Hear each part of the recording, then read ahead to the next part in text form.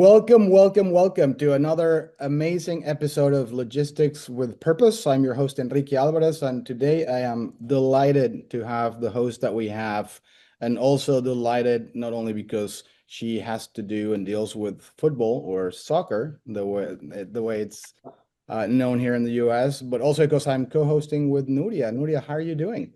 I'm great, Enrique. Thank you. Thank you so much. It's such a privilege to be here today, especially for this conversation with Honey. Yeah, I'm very excited and looking forward to it. Definitely looking forward to it. You're in Spain this week, aren't you? Yes, I am. I am in Spain at the Nice. moment. Yeah. Well, thanks again for doing this, Nuria. Christy is on her last day of vacation and she'll probably be back for the next episode, but thank you so much. And without further ado, let me introduce you to Honey Thaljieh, FIFA's public relations manager, international activist, and powerful voice for equality, diversity, human rights, and sport. As the first woman to captain the Palestinian national football team and co-founder of women's football in Palestine, Honey is a passionate advocate for peace, inclusion, and gender equity on and off the field. Honey, how are you doing today? Great to see Hi. Nice to meet you all. It's my pleasure to be part of the podcast. And yeah, hopefully we'll have a good conversation. That's amazing. And you're in Switzerland, I believe, right? I am in Zurich right now. Zurich. Correct. Well, thank you very much, both of you, for joining me from Europe. And let's just get right to it. Honey, we'll start with a very quick, short section that we call the rapid questioning. So to get us started, get to know you a little bit better, just answer with whatever comes first to your mind. You ready? Yes. All right. Your favorite book, I would say The Long Walk to Freedom for Nelson Mandela. Mm, awesome. a quote that inspires you. Also from him, when he said sport has the power to change the world, it has the power to inspire, it has the power to unite people in a way that little else does. And that's also something I follow since I was a little girl. Thank you. One thing that you're grateful for. Family and the values that they raised me up with. All right, this is a football soccer related one. Dream stadium to play in. I would say in Palestine, that would be a dream with no walls, no restriction, no borders, and just a peaceful stadium for football. And Honey, what is your favorite? Do you have a favorite club? Do you cheer for a particular team? I like Bilbao Football Club, Oh, Bilbao. Nice. Athletic Why Bilbao. Bilbao?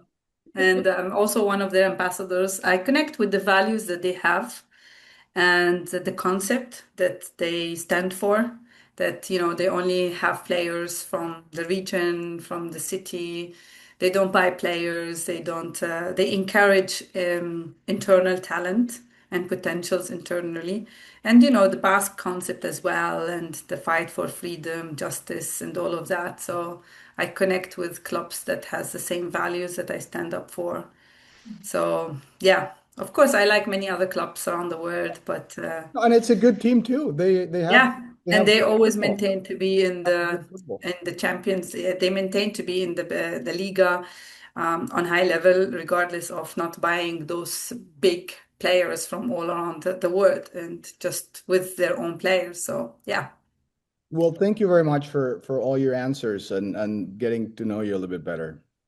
Yeah. my pleasure. Thank you, Honey, for all of those answers. I Those are very inspiring answers, honestly. So now let's go back a bit. And can you paint us a picture of where you grew up and what was life for you as a kid, as a child? Thank you, Nuria. Actually, I grew up in the narrow streets of Bethlehem, where it said that Jesus was born. In the very, really narrow streets where cars are not allowed in. You walk by and you see a church here, a holy place there. It is really special and feels special. Until today, it's special. But like growing up in such a context where unfortunately there was always challenges politically as well, like growing up in a war zone, It made it almost impossible to live in such a place, although it's a place of faith and a place of must be or should have been the place of peace, spreading peace from there, as its holiness, because it's holy place. But unfortunately, it was about war, about destruction, about death, and so many challenges since I grew up. But of course, I never wanted to allow these situations to just define and determine my upbringing. Therefore, I grew up playing football, and I saw it in the streets of Bethlehem. I saw it in the narrow areas. I saw always the boys playing football, and I couldn't resist actually, because that was the only tool that I felt on a young age that I could express myself and feel free, beyond all the restrictions, all the barriers, all the political pressure, the social, the cultural, you can name it. And I just felt like I just wanted to forget everything and just, get engaged with football, despite the fact that we didn't have a proper ball at that time.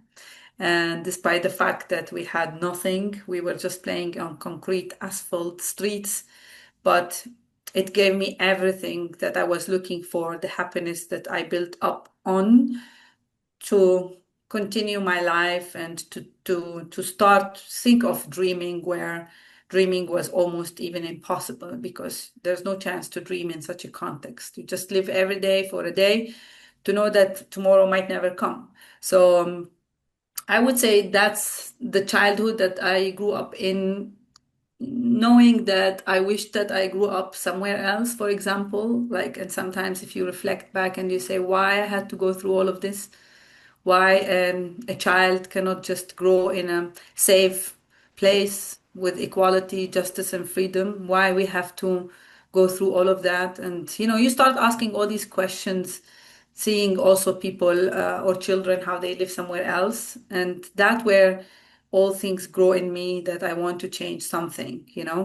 But yeah, that's a little bit of where I grew up. And of course, I can add to this, I grew up in a very lovely home, regardless of the modesty of it. Two brothers, two sisters with amazing parents. All what they wanted is give us access to education. And then from education, my parents made it clear that you can buy everything else, but we can afford you education, and then you can go to the world and do everything with your certificates or education and the values you put in. So I grew up with this concept that with very little, but with rich Right. values to continue on. Well, it sounds like your parents were amazing. You had a good family, a good support system, and of course, you've created an amazing career for yourself with the help of all these people that kind of course, it's important. Did your brothers play soccer too, and that's why you joined them? Was it how did you kind of fell in love with the sport? And then do you have like a story that you can share with us and our audience of those early years that you knew that you had to do something about the conditions that you were living, and you actually wanted it to do it through football or soccer? Well, what attracted me is like the game. It was in the streets with the boys. My brothers liked football, but they were not very keen, like as much as I was keen for some reason. So first we used to watch it on our black and white TV at home, the World Cups, the FIFA World Cups. And then when I saw the kids playing in the streets, I had this desire and feeling to join them, no matter what. I knew it's gonna come with a lot of consequences, Right. Right. because the culture and the social expectations of how a girl should behave, where a girl should be, and like it was at that time, girls just go to school and come back home. They help in the family, and they cook together and stuff. So it was very limited for what a girl should do and what not should do. And also my brothers, they were also in the street, but not necessarily just to play football, but they were in the streets also engaging with other activities, boys. It was not like today you have all the Right. screens and you have, so Right. it was our only way to get. And also, we didn't have other instruments actually. It's just go to the streets and play with And just everyone go there. and entertain There yourself, was right? there was Yes. no toys, there were no computers, there were nothing. So, and then I found it my way actually. I felt so happy and I felt so belonging. Although at the beginning the boys didn't accept me, right? They were thinking it's weird that the girls is joining us. But then I was also impressed by my talent in football. I found that have a talent. Like I was dribbling around, kicking around, scoring. There where the boys opened That their they eyes. started And I was liking like, you, right? Yeah, yes. they wanted you on their teams for They sure. were like, yes, now you can You can join us. score. Yes. So they started fighting which team I should join. And that started to be more fun and more interesting for me and more exciting. So every time I come back from school, I just put my backpack at home and then I go to the streets. And of course, the society and the neighbors, my father didn't like it, and that's where the struggle began. They were against it. They were like, girls are not in the streets, and not football because also it's a boys' sport. Right. It is was known, and girls should not be engaging with the tough sports, and not feminine. All of these things what the society puts on you, but not just in Palestine. And it's a story of so many girls all around the world. When football kicked off, it's not for girls. Girls should not allowed, of course, but not it's only in football. In many other aspects in life, there is always a limitation on what girls can do and what women can do and what cannot do. It's because the systems are built like that to ensure that they are told what to do. And for some reason, I refused that system. I refused what the society should tell me. I refused even what my dad should tell me. And I didn't give up on that, although it was like strict and it was firm and it was annoying and all of that. But I refused to take a no for an answer at that time. I don't know from where I had this rebel, from where I had this strength, but I just wanted to challenge everything around me and just play football.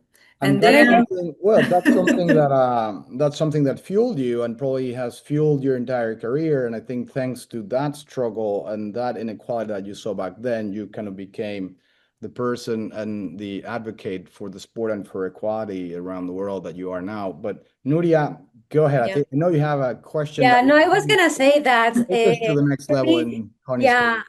for me, as you mentioned, despite the circumstances and the situation, the political situation in Palestine, and where you grew up, but I feel that even nowadays it is a privilege to be able to play in the streets when you are a child, and I guess that opportunity was.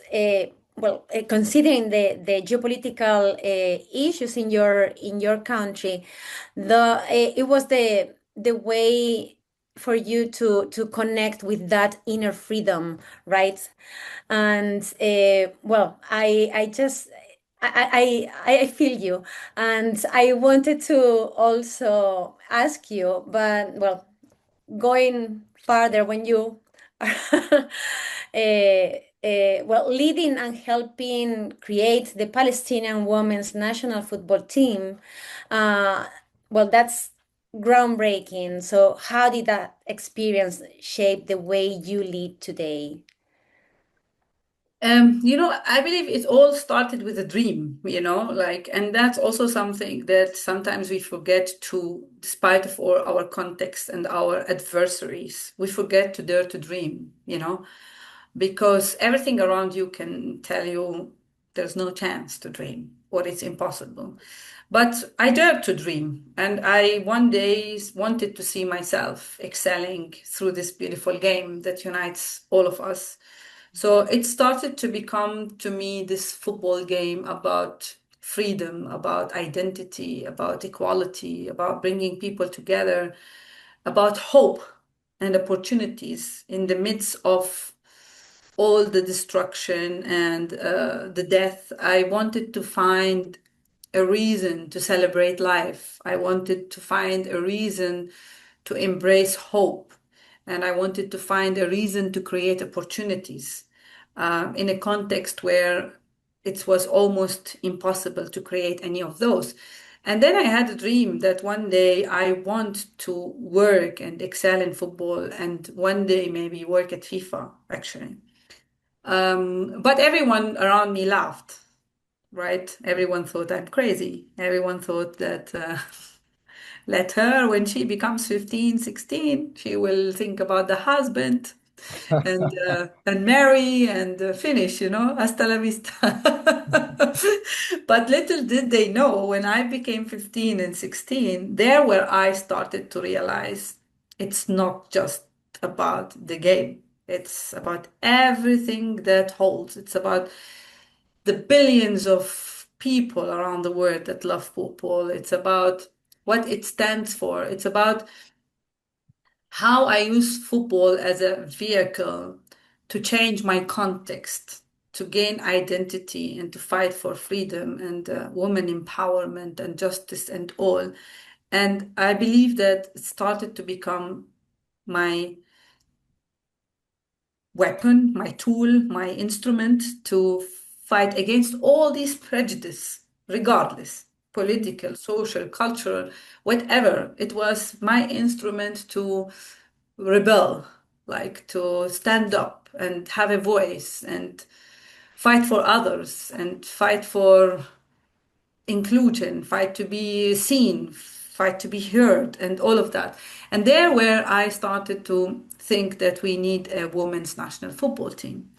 And it all came after the second intifada. We went through a lot of difficulties in the second intifada, the attacks and the killing and so horrible situation, which is unfortunately that it's still going on till today in a much worse way.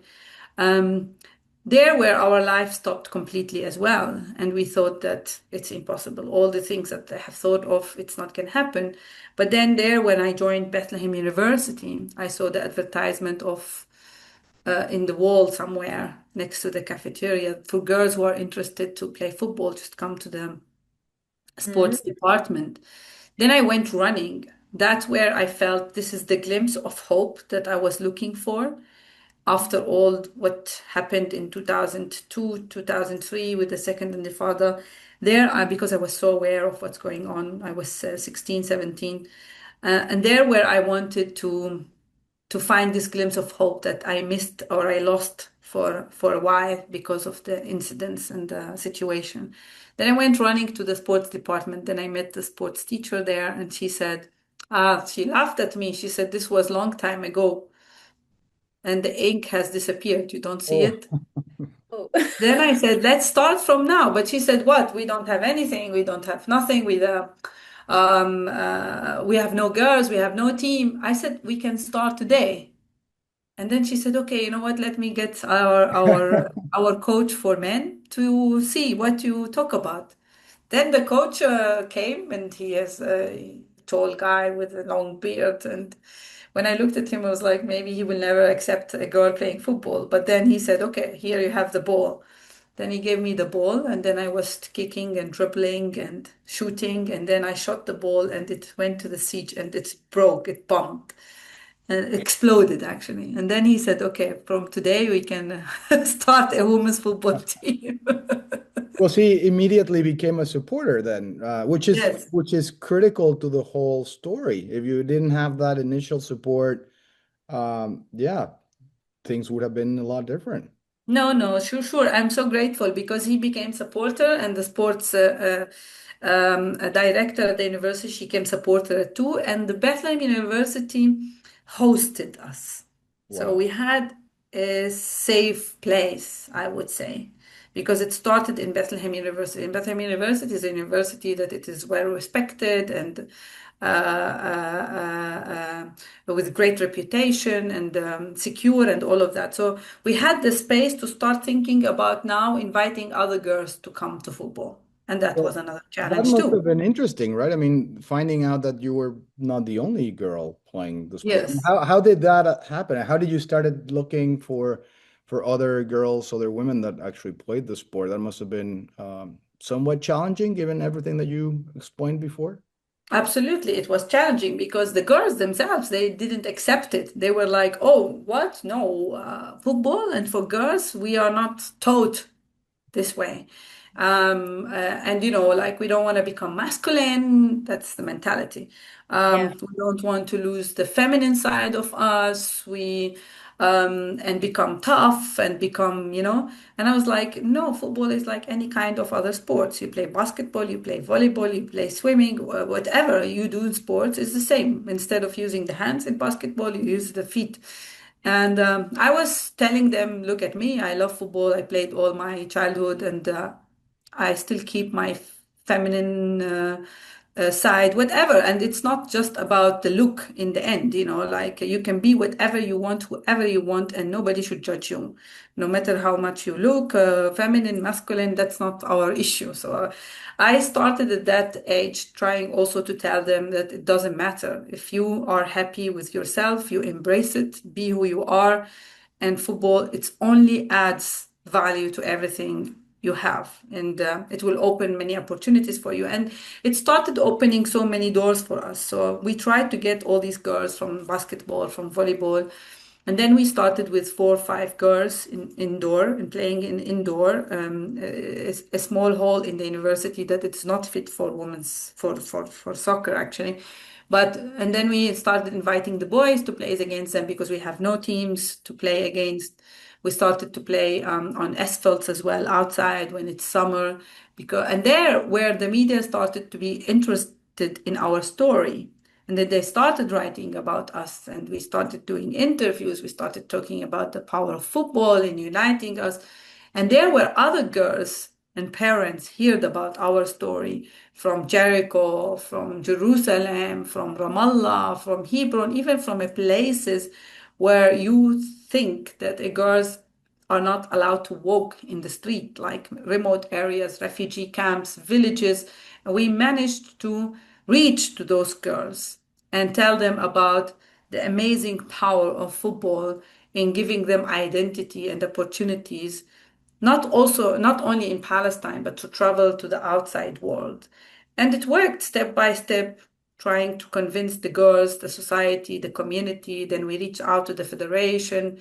Then we wanted their support. And then, of course, because FIFA at that time also was supporting those member associations, and there was one condition that these member associations, they have to have girls in their programs. That's something that Otherwise, FIFA mandated. yes, otherwise they will not get the funding. And then it was a good case for Right. Now us you have the and incentives aligned for the and federation. And they said, yeah, we can start a women's national team. And that's how we started the women's national team against all the odds. And then everyone started writing about us. Even the most radical Israeli newspaper wrote about us, saying that this is the dream team, the Palestinian dream team. Despite of all the situation, sports united them, and sports gave them the tool, to look for opportunities and hope. So it became a tool against oppression, against inequality, against everything, and a tool for making us to move freely despite of all the borders, restrictions, checkpoints around us. And that is another challenge we can go on and on with for hours to talk about how difficult it was to move from one place to another, from one city to another to play football. so Yeah. you were the captain back then. Who do you guys play against as a national team in the women's league? Was there back then other national teams that you played against? You travel internationally. How was a little bit of the more practical things that you did as a football team? No, we were just playing against the boys, actually. Right. So there were no, because the whole region was struggling with the same things that you just mentioned, right? Yeah, absolutely. So it was just with the boys, and That's it. Like sometimes we bring different ages. The coach will bring different ages. Some is from 16 to 18. So it depends on our age as well. So until we started having women teams in different cities, then we started to shape the women's league, right? So they were in Ramallah a team, and then in Jerusalem they started a team in Jericho. They saw even in Gaza they started to found a team. But we were never able to play against each other because, the West Bank is completely separated from Gaza. So when we had a tournament that we had to participate in, we had to meet somewhere else. Like once we met in Cairo, because my Gazan colleague, they can travel to Cairo and we travel from Jordan because we don't have our own airport as well. And then we meet in Cairo. We train 1 week before and then we go to the tournament. And then when the tournament is finished, we say goodbye. And then the other teams were like, why are you saying goodbye to each other? Aren't you traveling in the same place? We say no, unfortunately. And it was also like an awareness for other teams participating from other countries because at that time there was not so much about Palestine. There were little information about everything. The way we look, the way we act, the way we dream, the way we are educated, the way everything. So, and that also became this football women's team is simple to change the narrative about the Palestinian people, about women, about everything that stands for Palestine and give identity to those people in the team struggling and fighting for to be recognized. Yeah, Which I is guess so important, right? Nuria, I mean, go ahead. You wanted no, to sorry, I'm just so inspired by the conversation. You are so amazing, and your background is wow, incredible. But I just wonder how many women were as brave as you were as you at that time, and how long did it take you to have a team? And I also I guess that opened some unexpected doors for you, or and also created some hurdles along the way. Can you share some? Of course, like I'm proud of the women I shared the football pitch with because they're all brave, I must say. And they inspired me at the same time to continue against the tough moments, against the vulnerability, against the failure, because like we failed together.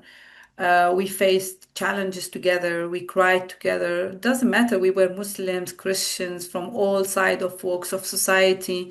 But football brought us together in a most powerful way that it was magical. That was like a family, that it was like we go through this all together, no matter what. So they were brave and they are still brave. And I'm still proud of them because now many of them, they are teachers, they are sports educators, they are working in different organizations in Palestine, in UN entities, in everywhere. And they are setting a great examples and role model for all other girls to follow them. So I'm really proud of all the girls that I played football with. And without them, I would not have been where I am today because it's about the team in the end. And they made me stronger. I got my strength from everyone there to continue the fight, I would say. Um, and very admirable women, very brave, and of course, very powerful coming together and changing things in your Absolutely. community and around the region and honestly around the world. And there's so Yes. much more, as you kind of pointed out, that we still need to do in that region, in Gaza, around the world. So thank you so much. It's inspiring what you guys accomplished together. And then Thank you. from there, and being the captain, you transitioned to FIFA, right? You actually wanted to continue pursuing your dream of working for Yes. FIFA. What inspired you to do that? And then what do you do? Because we all admire and know FIFA for the sport, but I'm sure there's a lot more than that. It's not that you just wake up and go to a pitch and start playing soccer all the time. And so how do you transition from being a soccer player and a captain and a figure in your own country and your region to FIFA and what you do and what kind of skills you need? Yeah. with this new? Actually, I mentioned it was a dream that one day I want to work at FIFA since I was little. Like FIFA has always sent all these, like their coaches around the world through their development programs in member associations because FIFA has 211 member associations, Right. right? And Palestine is recognized in FIFA as a full member already in the 20s, but again in 1998. And that's something it's important to highlight because until today, Palestine is not recognized by the United Nations fully. But FIFA recognized Palestine already a while ago and then again in 1998. And that gives or gave Palestine full membership and full rights like any other members because FIFA has more members than the United Nations, right? The United Nations has 193, FIFA has 211. And that gave identity as well and power that we are part of a bigger organization that supports football all around the world, regardless of gender, nationality, ethnicity, color, whatsoever. So for me, seeing those coaches and instructors coming all the years to Palestine or Jordan, mostly Jordan because it was easier for them, so we can cross the borders and go to Jordan and take some courses because at that time I was also trying to shape my career, whether I'm in coaching or administration. So I took some coaching courses. And I remember the first proper shoes actually I got was from FIFA. And it was an Adidas shoes actually. And I was the happiest. You could never imagine how happy I was to get those shoes when I was 21, 22, because before I never had a proper shoes to play football with. So I was so happy to do that. And I had this visualized in my brain at that time that one day I want to be that person who gives opportunities through that platform to those kids from slums, from refugee camps, boys and girls, no matter what, that opportunity to have the glimpse of hope and the smile that I had on my face. And I thought that it's impossible because a girl coming from the streets of Bethlehem, dreaming about one day becoming working at FIFA, which is the highest institution that you could ever think for football. It was everyone laughed at it. But I believe that one day I want this. So while playing football, I got injured, and then after the injury, I started to play again. But then I knew that it's not possible because we didn't have the best way to come or to recover, especially for girls and women, and the ACL. It's still a dilemma, Yeah. especially Yeah. even until now, girls are suffering from ACL playing football. Of course, there's a lot of research has been done now, so it's a little bit better situation. But then I said, okay, no chance. So they said, okay, what's next? I want to carry this story to the outside world. And that's where I applied for a FIFA Master Sports Management Program. And that is in 3 countries in Europe. In England, we start in Leicester, in the Montfort University in Leicester. Then we move to Italy, Bocconi, and then we end up in Neuchâtel in Switzerland. And it's a sports management that is supported by FIFA in those 3 big universities. It was like a dream for me to one day think that I could be accepted in such a master. But of course, I applied, I made all the recommendation letters, I went through all the interviews, and I managed to get accepted. And that was for me the dream, the glimpse of opportunity and hope that I was waiting for. Then I got accepted. I did the master's, finished in 2012. Then, after the master's, FIFA offers an internship to 3 students from the entire class. And we were from all around the world. We were 30. So imagine the chance could be for 3 students from the entire world. We all applied, we all went through it. And then I was grateful enough to be selected. I thought it's only 1 year. Little did I know that it is 13 years today. That is amazing. That's a great Wow. story. Congratulations, by the way. It's just Yeah. Thank you. inspiring. And that was a transformation. I always say from the streets of Bethlehem to the world Great. stages of FIFA and Wow. beyond. And that's where my work is shaping based on all the experiences I've had. Now I am using the FIFA platform to take those shoes around, to go around the world and inspire those girls, boys in slums areas, homeless, refugees all around the world. So, and my primary responsibility is to utilize football as a platform for social impact, diplomacy, inclusion, and to develop, part of my job was to develop and manage global partnerships that leverage the sport to promote positive social change, fostering dialogue, creating opportunities for marginalized, undeserved communities, especially in the remote areas. And that's where my role became also part of the Homeless World Cup, involved in engaging also with international organizations, NGOs. So that's where the transformation happened from this little girl to this woman working in FIFA to ensure that the message is on, and in FIFA we support those projects at all levels all around the world. So it worked perfectly. It really did, and we got a chance, you and me, to connect through the Homeless World Cup. So I think it's a perfect segue for us to talk about that very important organization, Mel and Matt and everyone working there. Incredible story as well. So what connected you? Well, we'll start from the beginning for people that are listening to us now and they might not know what the Homeless World Cup is. So if you don't mind just telling us what the Homeless World Cup is, and then also just your connection to them and why you feel it's important to highlight organizations like the Homeless World Cup, and what do you see kind of coming up? I know the World Cup's coming in Oslo Of soon. course, of course. The Homeless World Cup is a very, very great concept. It's a foundation that is based in Edinburgh, actually, was co-founded by Mil Young. You had him on the interview, and he's the president now.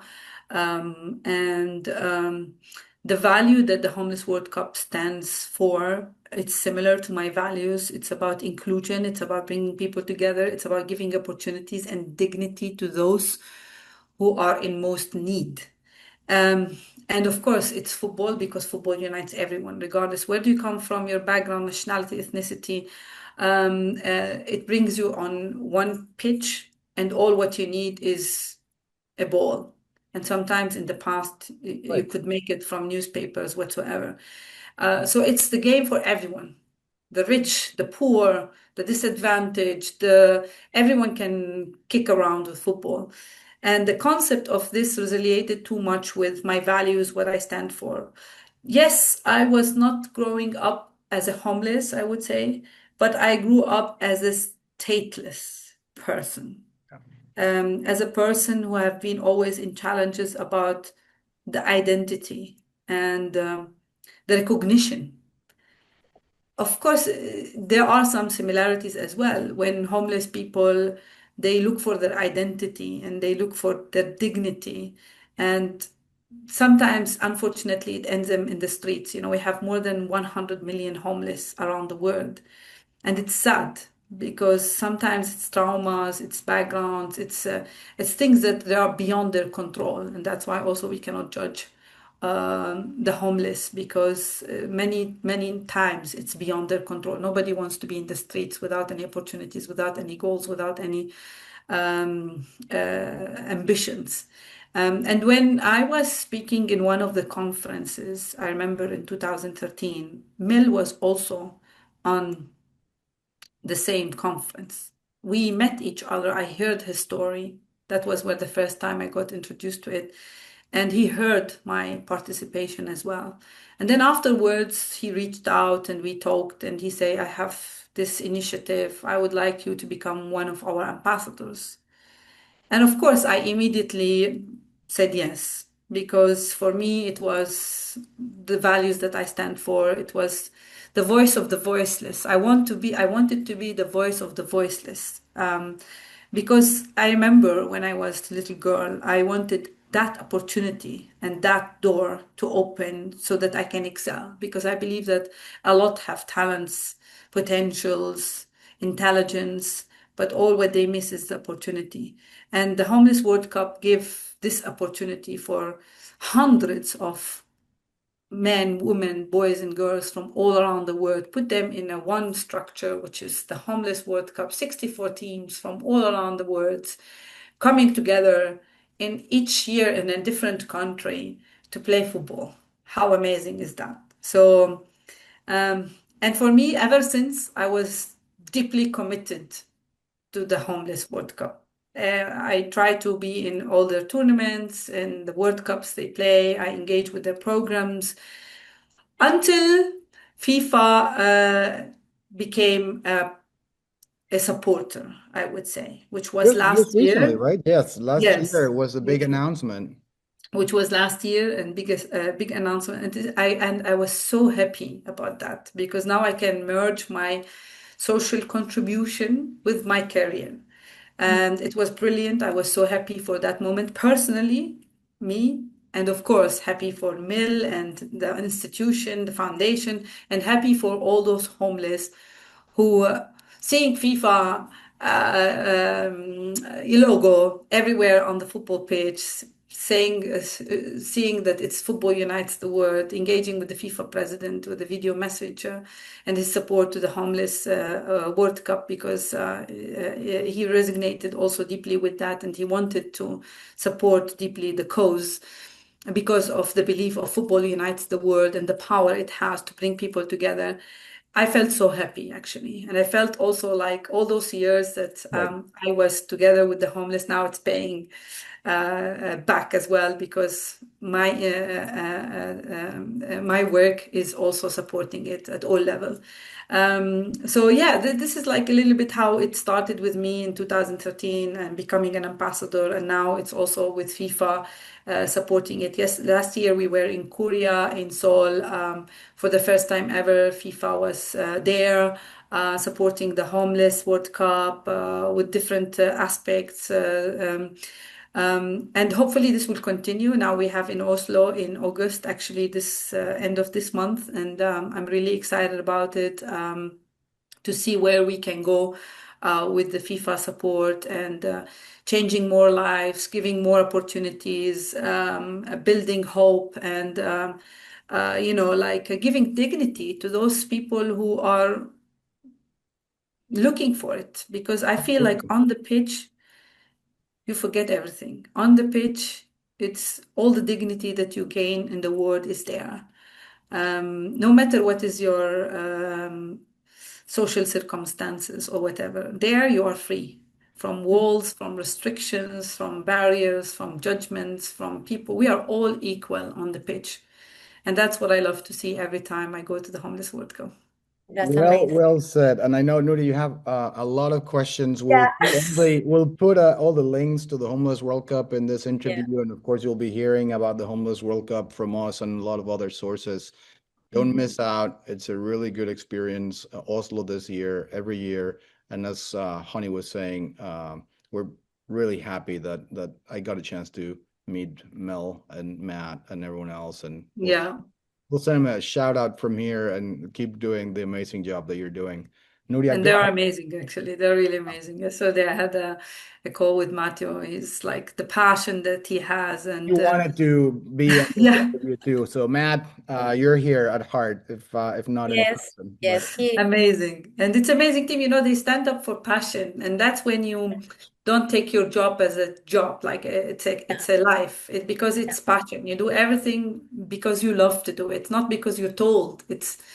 And that's what I do my job as well. I love the power that football gives. So every day for me, it's not a job. It's enjoyment. It's a fulfillment. It's giving opportunities. It's just giving back. Yeah, that's your purpose, and it's amazing. I love your story, honey, and I love that it seems like since you were awarded with the scholarship and everything, it seems like the universe put everything in place for you to do what you are doing because you had to do. You were meant to do what you've done and what you are doing.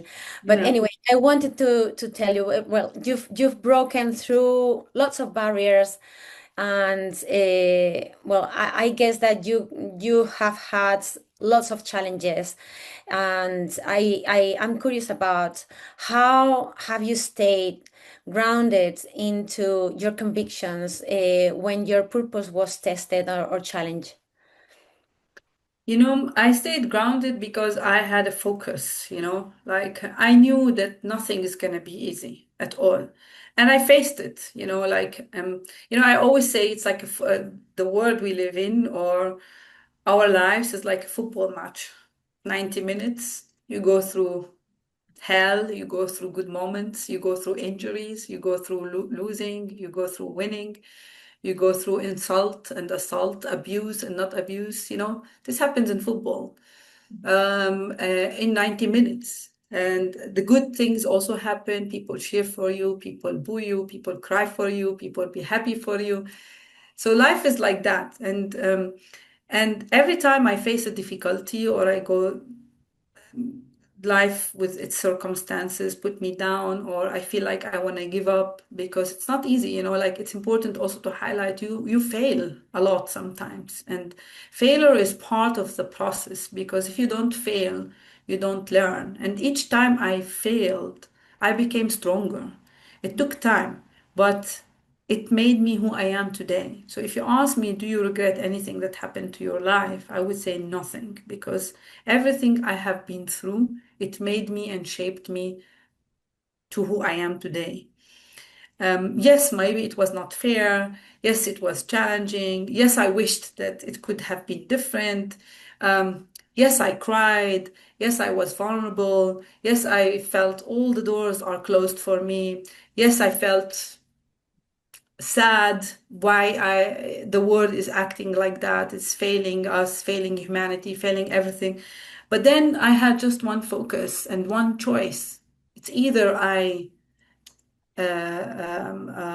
become traumatized and become depressed and sad and sink, or I swim.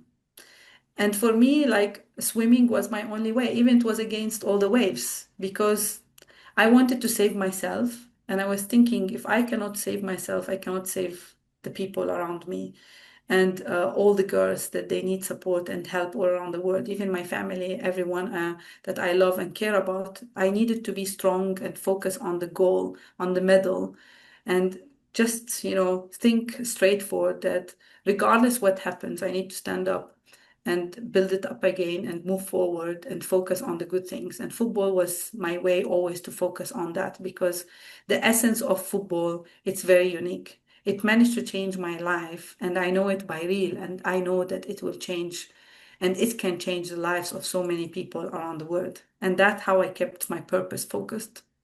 Absolutely, absolutely. So, what would be the advice that you would give to young leaders, especially women who are facing cultural or systemic obstacles? I wouldn't be the person to give advice, because in fact, every girl faces different challenges. So my advice, what I go through, it maybe doesn't suit a girl facing Taliban, in Afghanistan. Because then if I say fight for your dreams, and then somebody might be harmed really bad.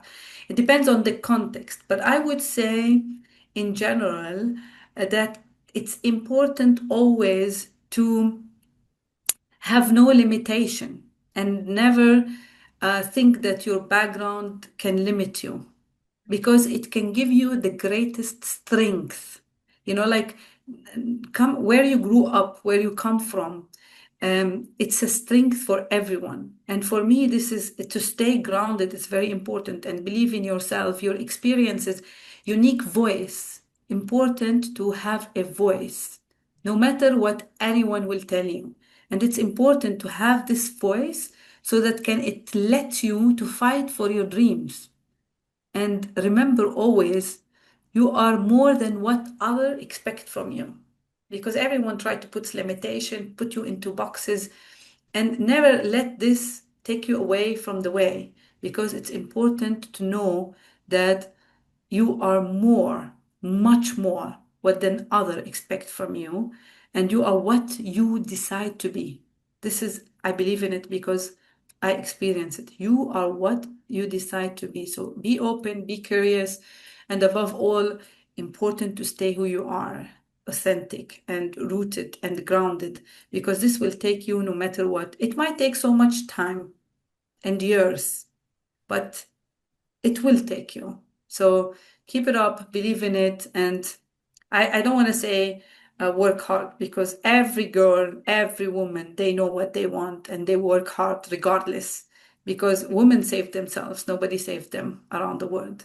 Yeah. They have the fight and the capability to save themselves and to fight to be included and to fight to be on the table, to fight to have a voice, to fight to be on the seat, to fight to be respected in a world which is mainly dominated, men dominated.